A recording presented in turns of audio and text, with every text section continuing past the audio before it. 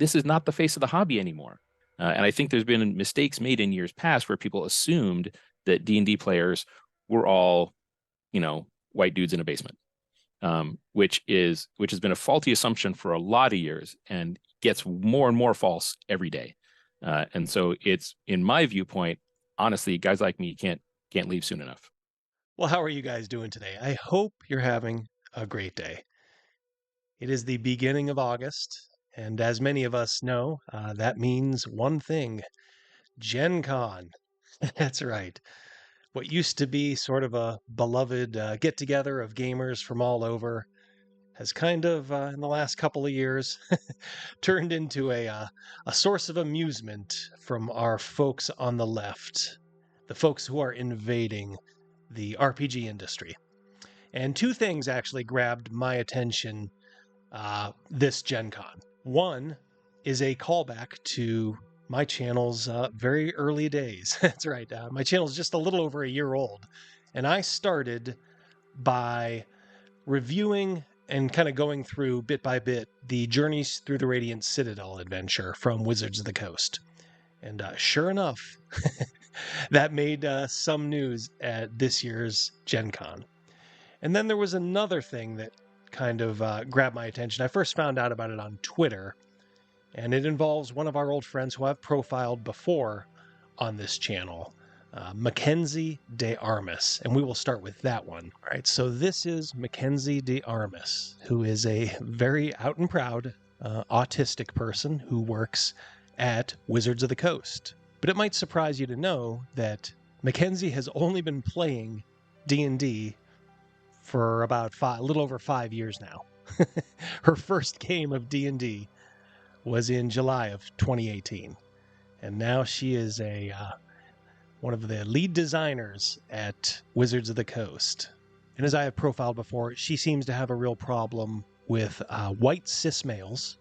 And of course, here's another one where she is talking about proud white male novelists are the worst. So she made news at this Gen Con. I first heard of this through a tweet from Nerd Immersion that Asteria is the first canonically autistic D&D character. Well, that's fine if that's your thing. And then Mackenzie answered that. Well, the cat's out of the bag. I created Asteria, the princess turned paladin, who helped create the deck of many things, and D&D's first prominent, canonically autistic hero. I can't wait for you to meet her. Well, I think I can wait a little bit longer to meet Asteria. What about you guys? And of course, that led to RPG Pundit saying, no, you didn't have anything to do with the deck of many things. A stolen valor doesn't make you appealing. It just makes you parasitically latching on to actual creativity that you could never equal alone. And that is 100% spot on. So this is the original deck of many things. It is from the 1975 supplement of Greyhawk, written by Saint Gary and Rob Kuntz. Now, I'm not sure actually which one invented it. I thought it might have been Gary, but I'm not 100% sure there. You could always go back to that Q&A thread he did many years ago on Eric Noah's board and later EN World. But yeah, this is the this is the genesis of the deck of many things. Now, of course, they're being a little sly here because Mackenzie will just say that, oh, I didn't say that I created it, as a creator, just, my character canonically created it. Well, we know what they're trying to do. It's been a very open process of Wizards of the Coast trying to downplay and kind of marginalize the contributions of Gary Gygax and some of those early folks who founded the game, and sort of replace them kind of with the new generation, the new blood. Yeah, so Gary Gygax, the great Gary Gygax, who everybody loved, was a great, great man. He can now be said to sort of be the creator, but really, in Wizards of the Coast size, they're just gonna play up the fact that Asteria, the autistic paladin, was actually the one who created it. But this is something that folks on this side of the aisle of the culture war, on the left side, they have to do this. They cannot really produce much, if anything, of value when it comes to creativity. I am talking about hard leftism here, maybe not even like old school kind of liberalism, and a lot of those folks are dismayed at what they see around them. Yeah, they cannot create anything of value on their own. So the only way that these things that they create will get prominence is if they hijack the works of better folks. And I have no problem, none whatsoever, saying Mackenzie, Gary Gygax, and Rob Kuntz, Dave Arneson, all those early guys, they are much better than you. You could never hope to be as creative as those folks were. Okay, and the second thing that popped up at Gen Con, which I thought was rather amusing, kind of a blast from the past, a ghost from the past, as it were. Journeys Through the Radiant Citadel, the book that I kind of earned my bones on early on in the channel. Kind of made me, was kind of a practice ground for being a YouTuber, was going through that book and just pointing out all the silliness, all the dumb things inside of it. Well, it was actually nominated for a Ennie Award this year. That's right. If the Ennies ever meant anything before, they mean absolutely nothing now. Nothing. The fact that the Ennie judges thought that this was even in contention for the best adventure simply boggles the mind. And it kind of just shows the state of mainstream gaming thought. So let's revisit this a little bit, shall we? All right, so this is how the Radiant Citadel started. This is the very first chapter, and it is a wish list of what everyone writing this book wants. Not for the Radiant Citadel per se, but for the world. These are committed leftists, committed Marxists, as I will demonstrate in just a moment here. Every citizen is entitled to a basic income that affords them the necessities of living and dignity in lifestyle. The House of Convalescence turns no one away. Healing is priced according to one's means, and the poorest are served without charge. That's universal health care and basic income. And then all housing is public and distributed and administered through the city's councils. So there is no private property in the Radiant Citadel. And as I pointed out in my very first video, why wouldn't everybody just come here if they could? I mean, you are guaranteed a certain amount of income, and you would have to think that there are a lot of very, very poor folk out there. And this place would be swamped with refugees. Swamped. And of course, they say that laws are not static, but they evolve to meet new and challenging needs. That, of course, is a shot across the bow at the Constitution of the United States, which they always say needs to be modernized. Maybe make it look a little bit more like the USSR in the 1950s.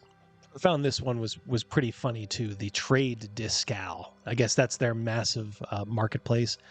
It serves the needs of cities and nations, or major trading companies, rather than individual sellers or producers, which is enforced by its high taxes and fees.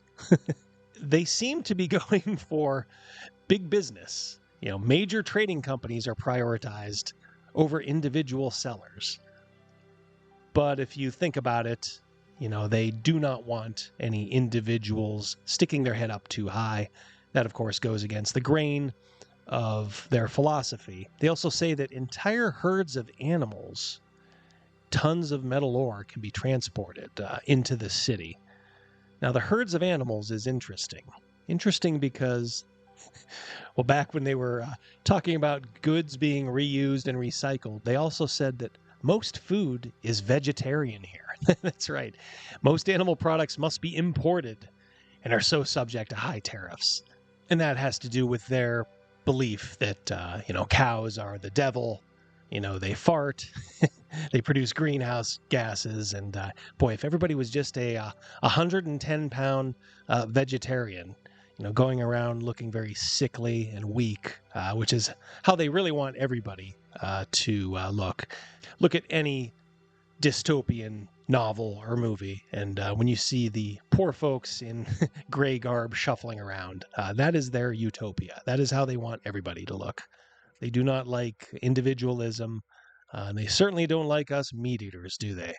And of course, it wouldn't be a leftist product in role playing these days without talking about food or festivals. There's so many festivals in this book. It was hilarious. I think at one time there was 5 adventures in a row that either revolved around or prominently included some sort of festival or set of games.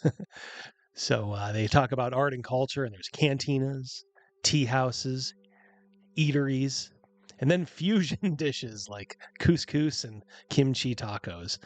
Well, that'll certainly put you in the mood to play D&D, won't it? When you start talking about kimchi tacos as you're making your plans to go raid the Dungeon of the Undead Lich.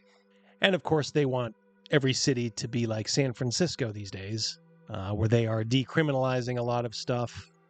Now, they say that the Radiant Citadel is theft is uncommon there, but rehabilitation and restorative justice are the preferred methods of addressing wrongs. And there are rare incidents of violence. Citizens are expected to proactively intervene if needed. So they believe this is a utopia and that this wealthy city would not attract thieves. Boy, this just always sounded like the most boring place to set an adventure. And I think they even thought so too, because none of the adventures in the Radiant Citadel actually took place in the Radiant Citadel. Not a one. A rich city and a slap on the wrist is a invitation, a flashing neon sign to the best thieves in the multiverse to come and do business. I always thought this was funny too when they talk about that there are rare incidents of violence and citizens are expected to proactively intervene if needed. So maybe they do believe in vigilantes and good guys who stop crimes. So what ultimately happened with Journeys Through the Radiant Citadel and the Ennies? Well, no, it did not win the gold. Thank God. But it did take home the silver award. According to the mainstream RPG industry, Journeys Through the Radiant Citadel is the second best adventure produced in 2023. So let me ask you something. Do you think Journeys Through the Radiant Citadel is the second best adventure? I do not.